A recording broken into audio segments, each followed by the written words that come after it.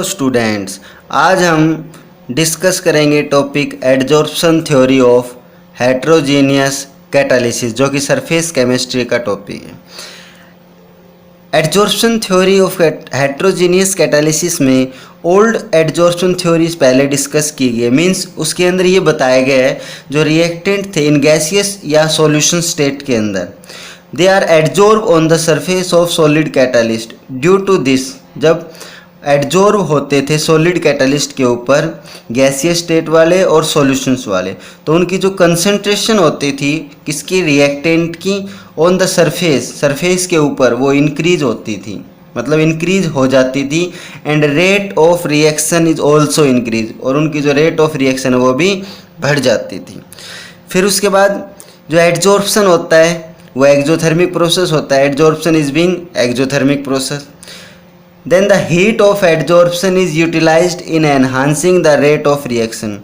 अगर वो exothermic process है तो इसका मतलब तो जो इसके अंदर हीट ऑफ एडजॉर्प्शन होगी that is utilised in enhancing, वो उसको एनहांस करेगी, इंक्रीज करेगी किसको, द रेट ऑफ रिएक्शन। फिर उसके बाद है modern adsorption theory. Modern adsorption जो थ्योरी है it is the combination of intermediate compound formation theory and the old adsorption theory. Means जो कम्बिनेशन बताया है इसमें किस किस का, जो इंटरमीडिएट कंपाउंड होंगे किसके लिए, फॉर्मेशन थ्योरी के लिए और ओल्ड एडजॉर्प्शन थ्योरी के लिए। फिर उसके बाद ये जो मॉडर्न एडजॉर्प्शन थ्योरी है इसमें कुछ स्टेप्स बताए गए हैं, मीन्स इसका जो मैकेनिज्म है वो डिस्कस किया गया है मॉडर्न एडजॉर्प्शन थ्योरी के अंदर। जैसे कि पहला स्टेप है diffusion of reactants to the surface of catalyst, मतलब सबसे पहला जो स्टेप होगा उसमें रिएक्टेंट्स जो होंगे उनका डिफ्यूजन होगा किसके साथ, to the surface of the catalyst, catalyst जो होगा उसके सरफेस के साथ या उसके ऊपर। सेकंड जो है point steps, adsorption of reactant molecule on the surface of the catalyst. अब जब इसके साथ डिफ्यूजन होगा रिएक्टेंट का कैटालिस्ट सरफेस के साथ, तो उसके बाद जो प्रोसेस लगेगा वो एडजॉर्प्शन वाला लगेगा।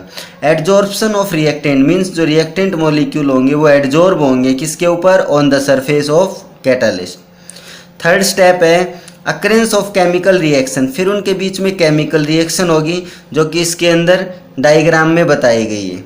देखिए सेम वही स्टेप है, ये जैसे कैटालिस्ट लिया गया है, ये इनके सरफेस हैं, ये रिएक्टिंग मॉलिक्यूल है, ये इस पर अटैक करेंगे, एडजॉर्ब हो जाएंगे इसके ऊपर, तो एडजॉर्प्शन यहाँ पर थ्योरी भी लग रही है। फिर उसके बाद केमिकल जो रिएक्शन है on the catalyst surface through formation of an intermediate, तो यहाँ पर एक इंटरमीडिएट की फॉर्मेशन करते हैं। जब केमिकल रिएक्शन होगी दोनों के बीच में तो एक बॉन्ड यहाँ पर बन जाएगा जिसके कारण इंटरमीडिएट कंपाउंड कहलाएगा ये। फिर उसके बाद है फोर्थ स्टेप। फोर्थ स्टेप में desorption of reaction product from the catalyst surface, means जो सरफेस यहाँ पर कैटालिस्ट का जो सरफेस था जिसके ऊपर ये एडजॉर्ब हुए थे वो डिजॉर्ब हो जाएंगे। डिजॉर्ब का मतलब होता है वहाँ पर एडजॉर्ब हुए थे, रिमूव हो जाएंगे, वहाँ से निकल जाएंगे। And so making the surface available again for more reaction to occur, और उसके बाद और नया सरफेस बनाएंगे ताकि और रिएक्शन उसके अंदर हो सके। आखिरी जो स्टेप है उसमें बता रखा है diffusion of reaction product away from the catalyst surface, means जो डिफ्यूजन होगा इसके अंदर प्रोडक्ट जो बना है वो वहाँ से अलग हो जाएगा। कैटालिटिक जो इसके अंदर जो प्रॉपर्टी हुई थी, जो कैटालिस्ट था वो उससे एकदम सेपरेट हो जाएगा वहाँ पर, और अपना जो प्रोडक्ट है उसकी फॉर्मेशन करेगा, फाइनल जो प्रोडक्ट होगा। फिर उसके बाद surface of catalyst unlike the inner part of the bulb has free valencies which provide the seat for chemical force of attraction, means जो सरफेस ऑफ जो कैटालिस्ट है unlike the inner part of bulk, वो एक inner part of जो bulk है उसकी तरह इसके अंदर बिहेव करेगा, और उसके अंदर जो फ्री वैलेंसी होगी वो क्या प्रोवाइड करवाएगी, seat for chemical force of attraction के लिए। उसके बाद है important features of solid catalyst, जिसके अंदर से दो डेफिनेशंस बनती हैं, एक तो एक्टिविटी और एक selectivity. Activity of a catalyst means its capacity to increase the speed of a chemical reaction.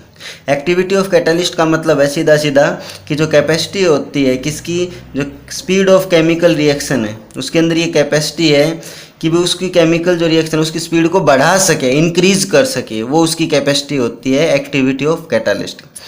फिर उसके बाद जो एक्टिविटी है वो डिपेंड्स करती है ऑन द स्ट्रेंथ ऑफ केमिजॉर्प्शन। केमिजॉर्प्शन जो है उसकी स्ट्रेंथ पे डिपेंड करेगी एक्टिविटी, जो कैटालिस्ट है उसकी activity. Adsorption should be reasonable strong but not so strong that the adsorb molecule become immobile and no space is available for other reactant to get adsorb. आखिरी में आप ये बता सकते हो इसके अंदर कि जो एडजॉर्प्शन है शुड बी रीजनेबली स्ट्रॉन्ग, मतलब स्ट्रॉन्ग तो होगा इसके अंदर बट नॉट सो स्ट्रॉन्ग, इतना ज़्यादा स्ट्रॉन्ग नहीं होगा कि that the adsorb molecule become immobile, कि ताकि वो जो इसके अंदर जो मॉलिक्यूल एडजॉर्ब हुए हैं वो इमोबाइल बन सके।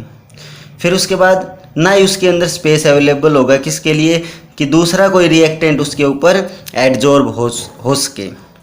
सेकेंड डेफिनेशन है selectivity. Selectivity of a catalyst we means its ability to direct a reaction. देखिए इसके अंदर एबिलिटी बता रखी है एक रिएक्शन की जो डायरेक्शन है उसके बारे में। ऊपर जो बताया था कैपेसिटी बताया था किसकी, increase the speed of A reaction, तो ये डायरेक्शन के बारे में बताता है और ये स्पीड के बारे में। मीन्स सेलेक्टिविटी के अंदर जो एक रिएक्शन होगी उसमें जो कैटालिस्ट होगा उस पर डिपेंड करता है कि वो प्रोडक्ट की क्या फॉर्मेशन कर रहा है इसके अंदर।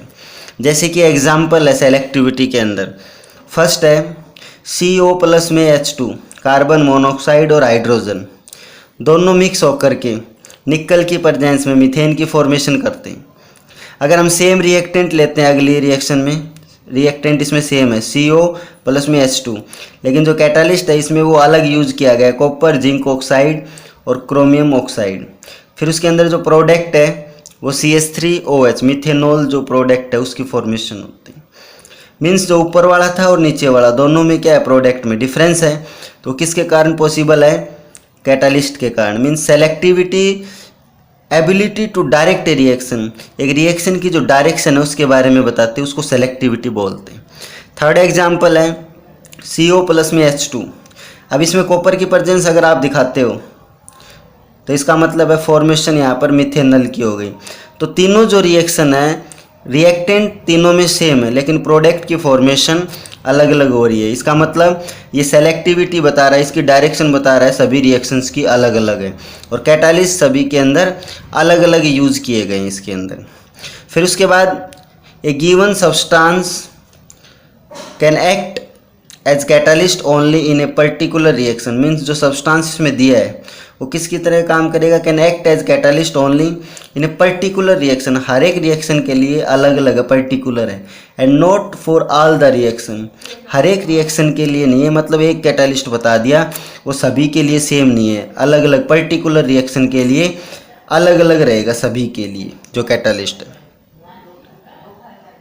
उसके बाद है shape selective catalysis by zeolites.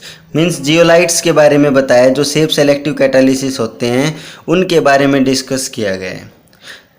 The catalytic reaction that depends upon the pore structure of the catalyst and size of reactant and product molecule. Means इसमें यह बताया गया जो सेफ सेलेक्टिव कैटालिसिस होते हैं, जो कैटालिटिक जो रिएक्शन होती है इसके अंदर वो डिपेंड करती है पोर स्ट्रक्चर्स पे।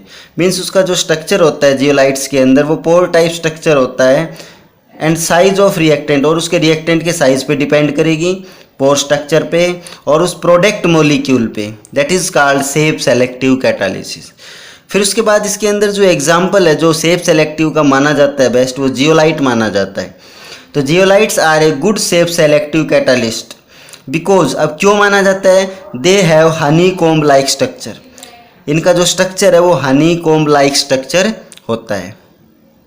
उसके बाद है zeolites are microporous aluminosilicates with 3 dimensional network, जो 3 डायमेंशनल नेटवर्क के साथ होने के साथ साथ इसमें of silicate in which some silicons atoms are replaced by aluminium, कुछ सिलिकॉन के जो एटम होते हैं वो रिप्लेस हो जाते हैं एल्यूमिनियम से, और 3D में इसका स्ट्रक्चर होता है।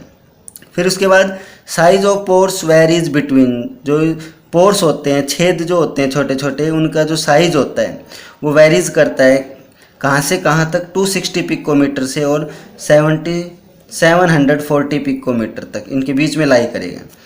Only those molecule can adsorb, उसके अंदर वही मॉलिक्यूल एडजॉर्ब होंगे in these pores whose size is small enough to enter these cavities, means जिनका जो साइज है वो छोटा होगा और इनके अंदर एंटर इजीली कर सकें, एंड आल्सो लीव इजीली, और आसानी से छोड़ भी सकें।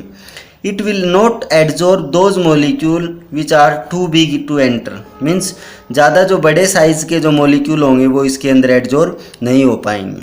फिर उसके बाद जियोलाइट्स जो होते हैं उसका यूज़ बताया गया है।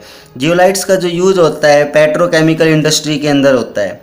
और फिर पूछा जाए क्या काम आता है ये, तो पेट्रोकेमिकल इंडस्ट्री के अंदर क्रैकिंग ऑफ हाइड्रोकार्बन्स, जो हाइड्रोकार्बन्स होते हैं बड़े साइज़ के उनको तोड़ने के लिए काम आता है। दूसरा आइसोमराइजेशन करवाने के लिए इसका। उसके बाद जो इम्पोर्टेंट जियोलाइट माना जाता है क्या इसके अंदर, the important zeolite catalyst use in petrochemical industry is ZSM5। जो ZSM5 है वो इसमें सबसे इम्पोर्टेंट जियोलाइट माना जाता है। फिर उसके बाद अगर इसका पूरा नाम अगर आप इसमें पढ़ोगे ZSM का, तो Z मतलब जियोलाइट सिव मोलिक्यूल्स, या आप जियोलाइट ऑफ सिव मोलिकुलर भी बोल सकते हो इसको। और 5 का मतलब एक नंबर शो कर रहा है यहाँ पर, ठीक है। तो zeolite of sieve molecular porosity 5। उसके बाद एक इसका और भी यूज़ बताया गया है इसी के अंदर कि it convert alcohol directly into gasoline. ये क्या करेगा, एल्कोहल को डायरेक्टली गैसोलीन में कन्वर्ट कर सकता है। कैसे, by dehydrating them to give a mixture of hydrocarbon. उसका डिहाइड्रेटिंग करवा करके ये डायरेक्टली एल्कोहल को गैसोलीन में चेंज कर सकता है। फिर उसके बाद एक क्वेश्चन बनता है इसके ऊपर, which catalyst is used in the preparation of methanol by the reaction of CO and H2। तो अभी जैसे हमने पीछे सेलेक्टिविटी वाले में रिएक्शन पढ़ी थी, तो सेलेक्टिविटी वाले में क्या था, CO प्लस में H2, इन दोनों को जब कंबाइन करते हैं तो अलग अलग प्रोडक्ट फॉर्मेशन होते थे। लेकिन यहाँ पर जो कैटालिस्ट है वो कौन सा है, कॉपर जिंक ऑक्साइड Cr2O3। तो इसका मतलब यहाँ पर जो प्रोडक्ट बनेगा वो मिथेनॉल बनता है। तो इस कैटालिस्ट का नाम बताना है, तो इसमें ये कैटालिस्ट यूज़ होगा। और प्रोसेस सेलेक्टिविटी वाला इसके अंदर। सेकंड क्वेश्चन है, write the name of groups और periodic table from which catalytic activity of metals increases. इसमें आपको ग्रुप्स के नाम बताने हैं कि पीरियोडिक टेबल के अंदर जो कैटालिटिक एक्टिविटी मेटल्स को क्या करते हैं, इंक्रीज। तो मेटल ग्रुप जो होते हैं 5 से लेकर के 11 तक इसके अंदर आ सकते हैं ग्रुप में। फिर उसके बाद है next question, metals of how many groups of periodic table show maximum catalytic activity. इसमें ग्रुप्स बताने हैं आपको कि जो मैक्सिमम कैटालिटिक एक्टिविटी के अंदर होते हैं। तो 7 to 9 इसके अंदर, 7 से लेकर के 9 ग्रुप तक इसके अंदर आ सकते हैं। Which catalyst use to convert alcohol directly to petrol. अभी हमने डिस्कस किया था, एल्कोहल से डायरेक्टली जो पेट्रोल में या गैसोलीन में जो कन्वर्ट कर सकता है। आपको इसके अंदर नाम बताना है कौन सा कैटालिस्ट यूज होता है। तो इसके अंदर आएगा ZSM5। ZSM5 इसके अंदर जो जियोलाइट सिव मोलिक्यूल जो 5 था वो इसके अंदर यूज किया जाता है कैटालिस्ट।